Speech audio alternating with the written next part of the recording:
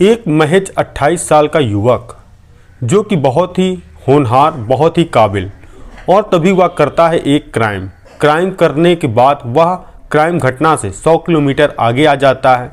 मगर तभी एक मुखबिर क्राइम ब्रांच को फ़ोन करता है और उस युवक के बारे में पुलिस को जानकारी देता है, और पुलिस वाले ना देरी करते हुए उस युवक को जब दबोचते हैं, उसको जब थाने लेकर आते हैं तो पूछताछ करते हैं। वह युवक एक ऐसी घटना का खुलासा करता है जिसको सुनने के बाद पुलिस वाले भी हैरान और परेशान थे, और वह भी सोच रहे थे कि आखिर यह युवक ऐसा कैसे कर सकता है। आप लोग भी हैरान होंगे जब यह घटना पूरी जानेंगे, इसीलिए इस कहानी के अंत तक जरूर बने रहें। नमस्कार, मेरा नाम रवि है। मैं आशा उम्मीद करता हूँ आप लोग बहुत अच्छे होंगे, अपना बहुत बहुत ख्याल रख रहे होंगे। अगर आप लोग हमारे चैनल पर नए हों तो सब्सक्राइब, बेल आइकन जरूर दबाएं, जैसा कि आपके बीच क्राइम की घटना तुरंत पहुंचती रहें। यह सच्ची घटना चालू होती है नवी मुंबई। उसी के पास एक थाना है जिसका नाम है वशी थाना, और तारीख थी 27 जनवरी 2024 शाम के करीब 9 बजे। तभी वाशी क्राइम ब्रांच को एक फ़ोन व्यक्ति करता है, जो कि फ़ोन करने वाला व्यक्ति मुखबिर पुलिस का था। तभी पुलिस वालों को बताता है कि एक युवक जिसकी उम्र 26 से 27 साल है, वह ऐसा लग रहा है कोई क्राइम करके आ रहा है, क्योंकि उसकी बॉडी लैंग्वेज हड़बड़ाहट की है और लग रहा है कि वह घबरा रहा है। जैसे ही यह बात पुलिस को पता चली तो वह पुलिस वाले भी बिना देरी करते हुए उस जगह पर पहुंचते हैं जहां युवक खड़ा था, और उसको हिरासत में लेकर वाशी अपने थाने आते हैं और क्राइम ब्रांच वाले उससे पूछताछ करते हैं, तुमने किस घटना को अंजाम दिया है। तो जैसे ही वह बात युवक सोचता है, वह घबरा जाता है और कहता है, सर मैंने ऐसा कोई गुनाह नहीं किया है जिस वजह से आप मुझे यहाँ थाने लेकर आए हैं। अब पुलिस वालों के अंदर मनी मन सवाल था, ऐसा तो नहीं कि हम लोग किसी गलत युवक को उठा लिया है, क्या पता इसने कोई गुनाह ही ना किया हो। मगर पुलिस वालों ने एक अपना जाल बुना और उस जाल में युवक फंसा भी। तभी पुलिस वालों ने कहा कि मुझे सब पता है तुमने क्या किया है, अगर तुम अपनी मर्ज़ी से बता दोगे तो बहुत ही सहूलियत तुमको मिलेगी, और गुमराह करने की कोशिश हमें करना नहीं। तभी युवक कहता है, सर मैंने अपनी प्रेमिका का कत्ल किया है। और तो पुलिस वाले कहते हैं, कब किया है और कहाँ किया है। तभी कहता है, आज की डेट में ही किया है और 5 घंटे पहले किया है। अब पुलिस वाले कहते हैं कि आखिर तुमने अपनी प्रेमिका का कत्ल किया तो उसकी बॉडी कहाँ है। तो वह कहता है पुणे में। तो पुलिस वाले का जवाब रहता है, तो पुणे में कहाँ पर। तो कहता है, सर पुणे में एक होटल है और होटल का नाम मुझे पता नहीं है।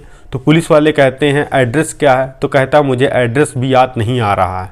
अब पुलिस वालों के लिए हैरान कर देने वाली बात ये थी, जिस गोटी को वो फेंक रहे थे वह बिल्कुल गोटी उनकी सही बैठी, और आरोपी को बिना मशक्क़त किए पकड़ लिया उन्होंने। अब सबसे बड़ा सवाल यही था कि आखिर इस लड़की की लाश पुणे में, इतने बड़े शहर में कहाँ पे है। अब पुलिस वाले उससे पूछताछ करते हैं। पूछताछ करने के बाद तभी थोड़ी देर बाद बताता है, सर पुणे में ओयो होटल था। अब पुलिस के जितने आला अधिकारी वहां पहुंचते हैं और सभी मोबाइल में जितने पुणे में ओयो होटल थे सबके फ़ोटो उसको दिखाते हैं। दिखाने के बाद वह ना में जवाब देता है, मगर एक जो पुलिस का अफसर था एक फ़ोटो दिखाता है, वह पहचान जाता है। कहता है, सर यही होटल है जहां मैंने अपने प्रेमिका का कत्ल किया है। और वह जगह थी पुणे की, और होटल था ओयो टाउन हाउस, जो कि जहां पर इस युवक ने कत्ल किया। ये जगह थी पुणे में, और जो इसके पास इलाका था वह था हिजवाड़ी पुलिस स्टेशन के पास। अब पुलिस वालों ने हिजवाड़ी पुलिस थाने में फ़ोन किया और जानकारी दी कि आपके इलाके में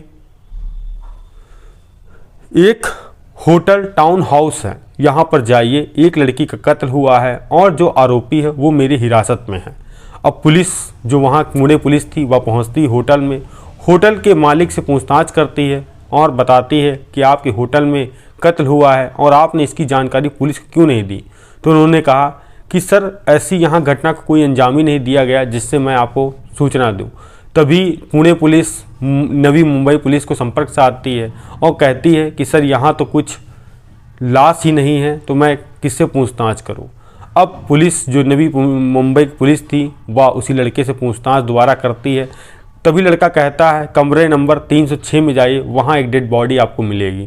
अब पुलिस वाले जो होटल का स्टाफ उससे 306 नंबर कमरा का चाबी मांगते हैं, जो कि पहले से वहाँ कोई रह रहा था। और जैसे ही वह कमरे के होटल में पहुँचते हैं, कमरा नंबर 306, और खोलते हैं, देखते हैं सामने एक लड़की की लाश पड़ी है। अब नवी जो मुंबई की पुलिस थी, उस युवक जिसका नाम था ऋषभ निगम, और जो लड़की मृत थी उसका नाम था वंदना द्विवेदी। अब नवी मुंबई हैंडओवर देती है पुणे पुलिस को, आरोपी को, क्योंकि घटना उन्हीं के इलाके में हुई थी। और जब ऋषभ निगम को पुलिस वाले थाने लेकर आते हैं और इस घटना के बारे में पूछते हैं, तो एक ऐसा सच निकलकर सामने आता है जो वाकई में हैरान कर देने वाला था। तभी ऋषभ निगम बताता है कि आज से 10 साल पहले, साल 2014, जो कि मैं लखनऊ के जानकीपुरम का रहने वाला था, और लखनऊ की रहने वाली जो कि इलाका लगता है इंदिरा नगर, वहाँ वंदना द्विवेदी भी रहती थी। वंदना जो कि पढ़ाई लिखाई में काफ़ी ठीक ठाक थी, उसने इंटर की परीक्षा पास की, उसके बाद उसने बीटेक किया। बीटेक करने के साथ साथ तभी हम लोग एक ही मोहल्ले या एरिया में रहते थे। तो एक दिन हमारी वंदना से मुलाकात होती है। मुलाकात इतनी बढ़ती है कि हम लोग एक दूसरे से प्यार कर बैठते हैं। अब वंदना की बीटेक की इधर पढ़ाई कंप्लीट हो गई थी, तो वंदना ने सोचा क्यों ना कोई अच्छी नौकरी तलाशी जाए, और तभी सॉफ्टवेयर इंजीनियर की उसको नौकरी मिलती है पुणे में, जो कि अपने लखनऊ घर से निकलकर वह आती है पुणे शहर में, और यहीं पर रह कर नौकरी करती थी और आगे की पढ़ाई की तैयारी कर रही थी। और जो मैं ऋषभ निगम, मैं पढ़ाई ख़त्म करने के बाद अपने जो परिवार की बिजनेस था प्रॉपर्टी डीलिंग का, मैं उसमें काम करता, और जब कभी समय भी मिलता था तो मैं पुणे आकर अपनी जो प्रेमिका वंदना द्विवेदी से मुलाकात भी करता था। और कुछ दिन बीते थे वंदना को पुणे जाए हुए, और कभी जब मैं फ़ोन मिलाता था वंदना का बिजी आता था, और मैं पूछता था तुम किससे बात कर रही हो, तो कहती थी मेरे ऑफिस के मित्र हैं। क्योंकि अब वंदना की जब नौकरी लग गई थी तो कभी उसके मैनेजर का फ़ोन आता था, और कभी ऑनर का आता था, और कभी एचआर का आता था। तभी ऋषभ ने एक दिन वंदना द्विवेदी से कहा कि अब किसी व्यक्ति का तुम्हारे पास फ़ोन आए और जब मैं मिलाऊं तो व्यस्त मुझे लगेगा, तब तुम उस समय मोबाइल का स्क्रीनशॉट ले लेना, और नहीं तो मुझे कॉन्फ्रेंस में ले लेना, मैं बोलूँगा नहीं। वंदना ने कहा ठीक है। कुछ दिन के बाद ऐसा ही चला। जब वंदना किसी से बात करती, इसी बीच ऋषभ फ़ोन कर देता, तो वह उस समय मोबाइल का स्क्रीनशॉट ले लेती और ऋषभ के व्हाट्सएप पे भेज देती, तो उसको संतुष्टि हो जाती। अब कुछ दिन हो जाने के बाद सब कुछ ठीक ठाक चल रहा था, मगर इसी बीच फिर वंदना का मोबाइल व्यस्त बताने लगा, और जिसके बाद वंदना धीरे धीरे ऋषभ को इग्नोर करने भी शुरू कर दिया। अब ऋषभ को लग रहा था कि ऐसा लग रहा है कि वंदना जो द्विवेदी उसकी प्रेमिका है, किसी और से उसका चक्कर चल रहा है। तभी वह अंदर ही अंदर गुस्सा खा रहा था और या किसी से बयां नहीं कर पा रहा था। अब एक तारीख आती है, जो तारीख थी 25 जनवरी 2024।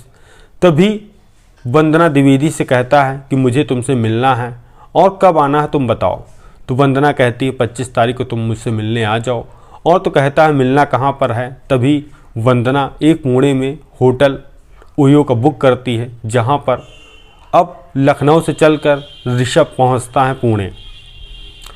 वहाँ एंट्री करता है, होटल में कमरा लेता है। कमरा लेने के बाद अब वो बैठा आराम कर रहा था, और उसी बीच 25 तारीख के 10 बजे सुबह वंदना उससे मिलने आती है। दोनों बातचीत करते हैं, साथ में बैठते हैं, साथ में लेटते हैं। उसके बाद वंदना फिर बता देती है कि मुझे अपने पीजी यानी कहें हॉस्टल जाना है, नहीं तो बंद हो जाएगा, तो वह चली जाती है। 26 तारीख को वह आती है। उसके बाद वह पूछता है कि तुम इतना मुझे इग्नोर क्यों कर रही हो, क्या तुम मुझसे प्यार नहीं करती। तो कहती है अब दोबारा ऐसी बात मत करना, क्योंकि मैं तुमसे ज़्यादा किसी से प्यार नहीं करती। तभी ऋषभ कहता है कि तुम अपना मोबाइल मुझे दिखाओ। अब वंदना मोबाइल देने से मना करती है, जिससे ऋषभ बड़ी तेज गुस्सा जाता है, और वह अपने पास एक रिवॉल्वर लेकर गया था, जिससे वह सामने वंदना के 5 गोली मारता है, जिसके कारण उसकी वहीं मौत हो जाती है। और वहीं से वह निकल लेता है पुणे से नवी मुंबई जैसे पहुंचा था, हड़बड़ा रहा था, तभी एक मुखबिर ने क्राइम ब्रांच को सूचना दी, जिससे वो पकड़ा गया। अब पुलिस के लिए अहम सवाल ये था कि जब ऋषभ निगम ने उस ओयो होटल में वंदना अपनी प्रेमिका को गोली मारी, आवाज़ आखिर और किसी ने क्यों नहीं सुनी। तभी एक सूत्र ये भी बताते हैं, उस बीच मराठा के लोग आरक्षण के लिए धरना प्रदर्शन कर रहे थे और कुछ लोग खुशी मना रहे थे, क्या पता जश्न मना रहे हैं, पटाखे छोड़ रहे हैं, क्या पता इसकी वजह से किसी ने आवाज़ ना सुनी हो। अब पुलिस ने जब यह घटना के बारे में सुना तो वह भी हैरान और परेशान हो गए और जैसा कि तमाम गंभीर धारा दर्ज करते हुए उस ऋषभ निगम को जेल भेज दिया गया और यहीं पे यह कहानी समाप्त हो गई। आई होप अगर आप लोग अपना कोई सुझाव देना चाहते हैं तो कमेंट के माध्यम में मुझे दे सकते हैं। मिलते हैं नई कहानी में नई शुरुआत के साथ। जय हिंद, जय भारत और आप लोग स्वस्थ रहें, मस्त रहें, यही हमारी इच्छा है।